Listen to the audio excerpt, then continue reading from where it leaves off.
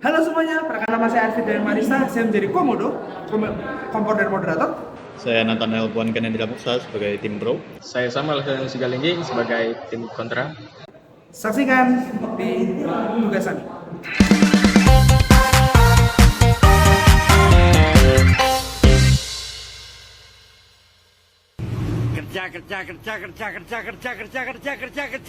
Kerja, pokoknya kerja, nggak tahu kerja apa aja, pokoknya kerja,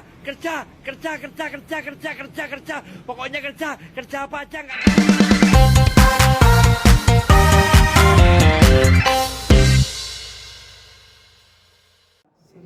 Halo guys, kembali lagi bersama saya Arfi di sini dan kali ini kita akan membuat sebuah konten yang bernama Podcast Anak TI. Oke, kali ini apa yang mau kita bahas? Yang mau kita bahas adalah sebuah berita di atas ini, berita di atas ini, dan ada berita di atas ini. Nah, dari berita-berita ini apakah menandakan bahwa Indonesia atau masyarakat Indonesia terutama di bagian UMKM tidak ingin maju atau tidak ingin diajak bekerja sama? Bagaimana menurut pandangan Anda? Ya, kalau menurut saya emang kan Indonesia tuh emang susah kalau diajak perkara kemajuan teknologi itu ya, karena kita udah dikasih peluang bagus-bagus dari luar sana loh ya. Mau bisa-bisanya masih nggak mau, malah minta diboikot. Nih maunya gimana? Tuh mau diajak maju atau enggak? Kan nggak bener nih. Udah dikasih kesempatan malah ditolak. Gimana menurut kamu? Kalau menurut saya sih itu cuma sebagian ya. Yang benar. Yang benar. Benar ya sebagian doang. Yang benar. Banyak contoh-contoh UMKM terutama sekitar sini nih pakai kemajuan teknologi. Contohnya? Contohnya apa? Pembayar sekarang bisa pakai kris. Oke, apa lagi? Banyak. Bisa transfer. Iya benar. Iya. Lah, kalau gitu apa yang menyebabkan Anda bilang kayak gitu? Ya, contohnya aja tuh orang-orang di pasar Tanah Abang tuh yang lagi panas-panasnya kan waktu itu tuh bisa-bisanya mereka nggak terima adanya TikTok Shop dan malah nyalahin importir dari luar lah, barang-barang yang lebih murah. Ya kalau emang kayak gitu kenapa nggak bikin barang UMKM yang lebih berkualitas tapi dengan harga yang terjangkau, lalu penyalurannya, distribusinya tuh lewat aplikasi yang udah disediakan gitu, malah minta diboikot. Ini maunya apa gitu loh. Berarti dia secara tidak langsung mendukung dong.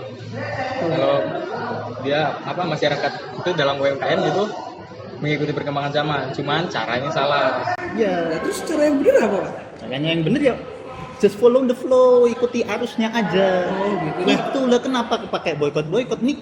Andaikan nih aplikasi diboykot Berarti ya. bentar, berarti kalau Anda bilang boykot nih berarti Anda bilang bahwa masyarakat Indonesia ini agak bodoh, habis itu boykot Nah, semua. iya dikit-dikit minta diboykot. Oh, iya. Nggak bener kan? Bahaya loh dia. Ya gimana? Ini kalau aplikasi ini diboykot, paling enggak dari Indonesia itu menyediakan platform lain yang buatan anak bangsa sendiri yang khusus untuk menyalurkan UMKM. Lah, ini kenapa malah minta boykot tapi nggak siap apa-apa? Kan nggak bener nih. Nah, terus kira-kira solusi yang seharusnya diberikan pemerintah buat harusnya kan UMKM ini kan menerima perkembangan zaman seperti yang dia bilang tadi kan sama bilang kan adalah ya seperti pakai kris, pakai apa dan segala macam. Nah, kalau buat orang-orang yang kolot yang nggak mau diajak maju gimana? Nah, ya kayak gitu. Itu emang kita harus mulai dari sosialisasi kecil-kecilan dulu, dari skala kecil sampai ke skala yang nasional. Karena kalau nggak digituin ya kapan majunya? Berarti Kalau kolot terus ya lama-lama orang Indonesia jadi kolot semua, nggak mau maju, gimana kita mau bersaing sama produk-produk impor? berarti dia udah pasti setuju nih bahwa dia ngomong nih bahwa orang Indonesia di bib ya, ntar di bib ya. Aduh gue lupa Santai bang. di bib ya. Ya itu dia bilang gitu. Kalau ada kan bilang Indonesia nih nggak ya harusnya nggak dibilang bodoh, nggak dibilang nggak mau ikut maju. Nah terus kalau dari Anda sendiri bagaimana? Kira-kira apa yang harus dilakukan lain? Kembali lagi tadi saya bilang kan tadi sebagian. Sebagian. Itu orang-orang Tanah Abang kali aja ya. Tanah Abang. Yang gitu. Oke, kalau kita kasih contoh yang di Pasar Raya Salatiga.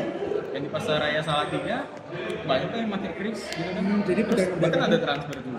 Jadi bisa dibilang sebenarnya nih orang-orang yang nggak mau diajak maju ini di sebuah oknum ya? Iya, oknum. Nah, apakah oknum tersebut bisa disosialisasikan?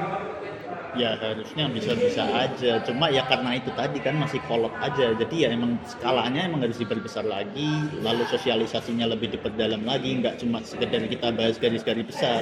Karena ya kalau dilihat-lihat akhir-akhir ini pemerintah kalau sosialisasi juga Oke, ya, itulah ya. Ya begitu, benar. Ya kita nggak bisa memungkiri bahwa pemerintah kan banyak tugasnya. Apalagi tahun depan kan masa-masa yang cukup krusial gitu kan. Ya nggak? Kalau gitu sebenarnya solusi yang nyatanya apa sih? Soalnya kan gitu, kita tahu perkembangan zaman yang terjadi ini membuat masyarakat Indonesia seperti sedikit gagap. Apalagi ketika masa Covid terjadi, ketika peralihan dari sekolah yang biasanya konvensional menjadi Google Meet lah, atau dan sebagainya, itu kan sebuah perkembangan yang harus wajib diikuti. Nah, kalau bagi mereka ini, kira-kira apa dari kalian punya saran nggak sih? Yang harusnya mereka gimana gitu?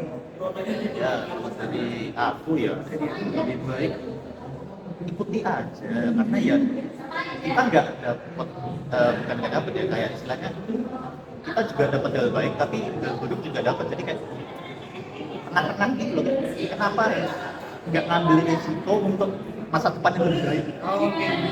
Berarti ada bilang bahwa orang-orang yang tadi ibaratnya tidak mau maju ini, ya kalau mereka emang nggak mau maju nggak apa-apa, tapi jangan menghambat. Ya, gitu ya.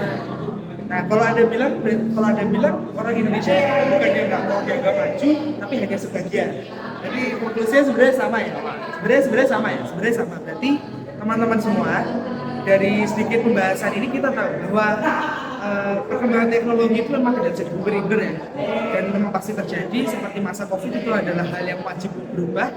Begitu juga dengan berbagai UMKM. Ada mungkin berbagai orang-orang oknum atau sebagian orang yang tua, yang kolot, yang nggak mau ngikutin perkembangan zaman. Jadi seperti yang tadi disebutin tadi ya, ada di daerah Tanah Abang, ada mungkin di daerah terpencil lainnya yang memang tidak diberikan sosialisasi. Nah sebenarnya kita harus, nggak cuma pemerintah saja yang punya hak untuk itu, kita sebagai mahasiswa ataupun sebagai masyarakat harusnya bisa juga mensosialisasikan hal tersebut dan apa sih keuntungannya gitu ya.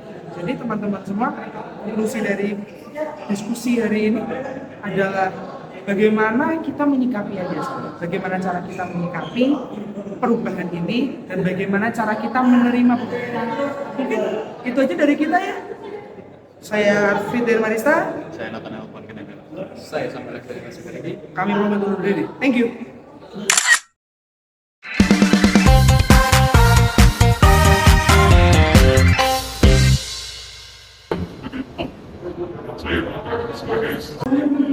Saya sampai lagi. Saya akan keras sebagai capres.